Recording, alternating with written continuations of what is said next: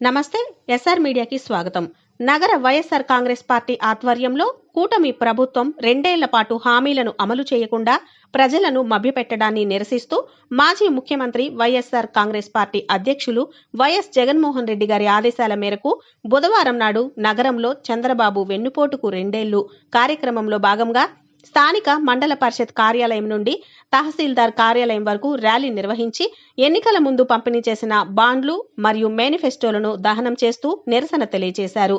ఈ సందర్భంగా వైసీపీ మహిళా విభాగం రాష్ట్ర ప్రధాన కార్యదర్శి శ్రావణి పాత్రికేయులతో మాట్లాడుతూ కూటమి ప్రభుత్వం ఎన్నికల సమయంలో యువత, మహిళలు, రైతులకు మరియు వివిధ వర్గాలకు ఇచ్చిన హామీలు ఇప్పటి వరకు అమలు కాకపోవడంతో ప్రజల్లో తీవ్ర నిరాశ నెలకొందని, అమలు చేసిన అరాకొర పథకాలు ప్రవేశపెట్టి ప్రజలను ఇబ్బందులకు గురి చేస్తున్నారని, ఉదాహరణకు మహిళలకు ఉచిత బస్సు, అది కూడా మహిళ యొక్క గౌరవం దిగజారిపోయే విధంగా అమలులోకి తీసుకొచ్చారని ఆవేదన వ్యక్తం చేశారు.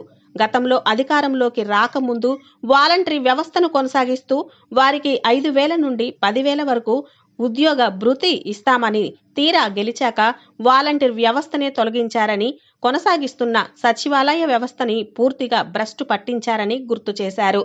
ప్రజలకు ఇచ్చిన మాటలను నిలబెట్టుకొని సూపర్ 6 హామీలను తక్షణమే అమలు చేయాలని డిమాండ్ చేశారు. హామీలను పూర్తిగా అమలు అయ్యే వరకు వైఎస్ఆర్సీపీ ప్రజల తరపున నిరంతరం పోరాటం కొనసాగిస్తుందని ఈ సందర్భంగా తెలియజేశారు.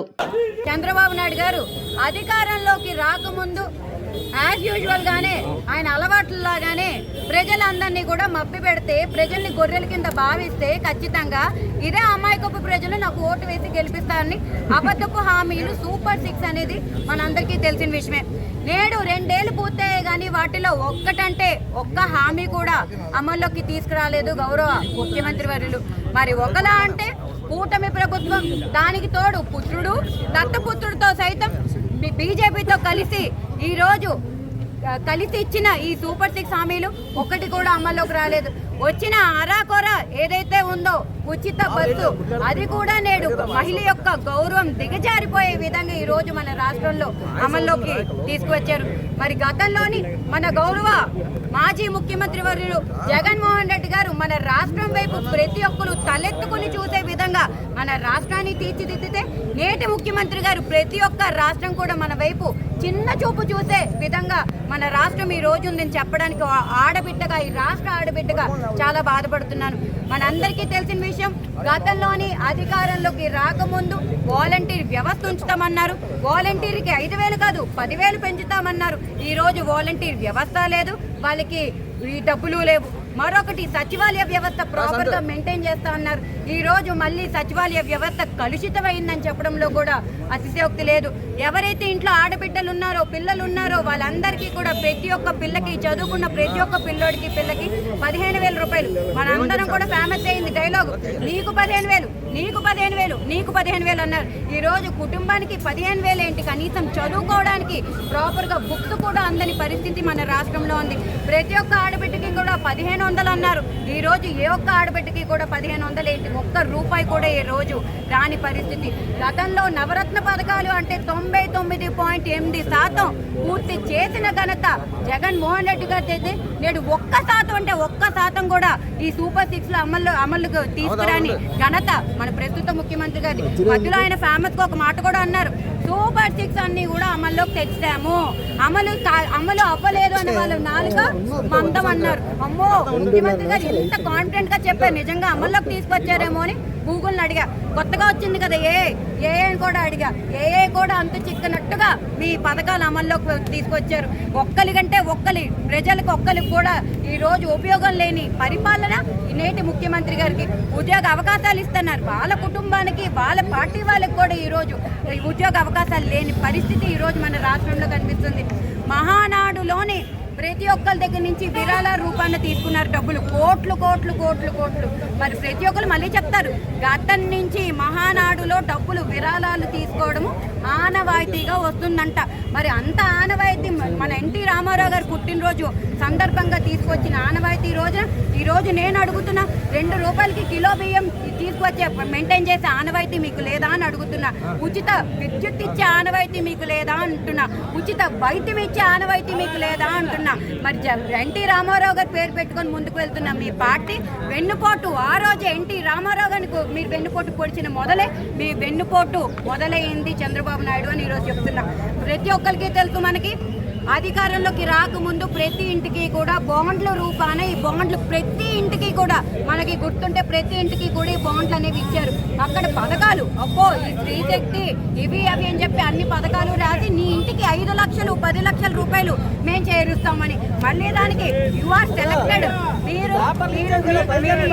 మీకు ఈ గ్యారంటీ కార్డు మీకు ఇంత డబ్బులు మీకు క్రెడిట్ అయిపోతే మేము అధికారంలోకి వస్తాం అంటే ఏమనుకుంటున్నారు ప్రజలంటే అడుగుతున్నా.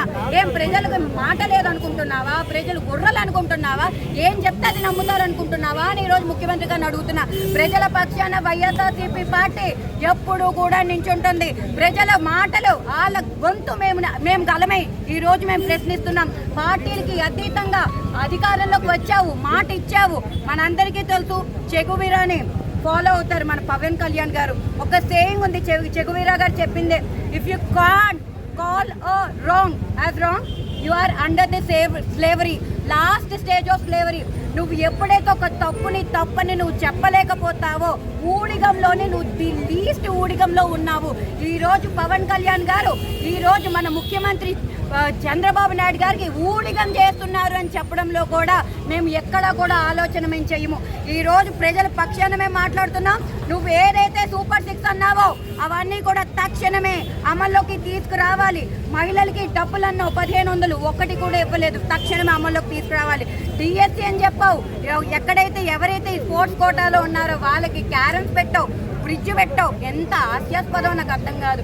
రాష్ట్రం ఎట్టుపోతుంది, రాష్ట్ర భవిష్యత్తు ఎట్టుపోతుంది. చదవక్కర్లే, టీచర్ ఉద్యోగం కావాలంటే చదవక్కర్లే, ప్యాకాట్ ఆడితే చాలు ఉద్యోగాలు వచ్చేస్తే గవర్నమెంట్ ఉద్యోగాలు వస్తాయని మన ముఖ్యమంత్రి గారు ముందుకు తీసుకెళ్తున్నారు. చెప్పుకుంటూ పోతే ఎన్నో మాటలు ముఖ్యమంత్రి గారు చెప్పారు. గతంలో సంపద సృష్టిస్తామని చెప్పారు. ఇప్పుడు చెవులా చెప్పండి సంపదను ఎలా సృష్టించాలా అని అడుగుతున్నావు. నువ్వే ముఖ్యమంత్రి అయ్యా అని అడుగుతున్నా. తక్షణమే నీకు చేత కాకపోతే కుర్చీ నదులు మా జగన్మోహన్ రెడ్డి వస్తాడు. తక్షణమే ఏ పథకాలు ఆయన ప్రవేశపెట్టారో దానికి రెట్టింపు పథకాలు మా ముఖ్యమంత్రి జగన్మోహన్ రెడ్డి గారు ప్రవేశపెడతారు. నీకు చేత కాకపోతే ఎడ్యుకేషన్ మినిస్టర్ కూడా చెప్తున్నా, నువ్వు ఉద్యోగాలు ఇవ్వలేకపోతే చదువుకున్న వాళ్ళందరికీ కూడా న్యాయం చేయలేకపోతే చదువు సక్రమంగా మా జగన్మోహన్ రెడ్డి గారు లాగా చదువు సక్రమంగా ఇవ్వలేకపోతే తక్షణమే రాజీనామా చేయమని మేము వైఎస్ఆర్సీపీ పార్టీ తక్షణమే గద్దెనెక్కుతామని కూడా ఈరోజు మీడియా మిత్రుల ద్వారా తెలియజేస్తూ తక్షణమే ఏవైతే సూపర్ 6 హామీలు ఉన్నాయో అవన్నీ కూడా తక్షణమే అమల్లోకి తీసుకురావాలని, ఈ అబద్ధపు బాండ్లు ఏవైతే ఉన్నాయో అవి మా చేతుల మీదుగానే మీ అబద్ధపు హామీలను ఇక్కడే మేము దహనం చేసి మీ అబద్ధపు రాజకీయాలు దుష్ప్రచారం చేస్తున్న రాజకీయాలు మేము ఇక్కడే అంతు కట్టడానికి మొత్తం విజయనగర వ్యాప్తంగా యువతరం, కుర్రోళ్ళు, పెద్దోళ్ళు అందరూ కూడా మహిళలు అందరం కలిసికట్టుగా ఇక్కడ ఎంఆర్ఓ ఆఫీస్కి వచ్చి మేము ఇక్కడ ఈ దహన కార్యక్రమం చేపడుతున్నాం. ఈ కార్యక్రమంలో పాల్గొన్న ప్రతి ఒక్కరికి కూడా పేరు పేరున ధన్యవాదాలు తెలియజేస్తున్నాం.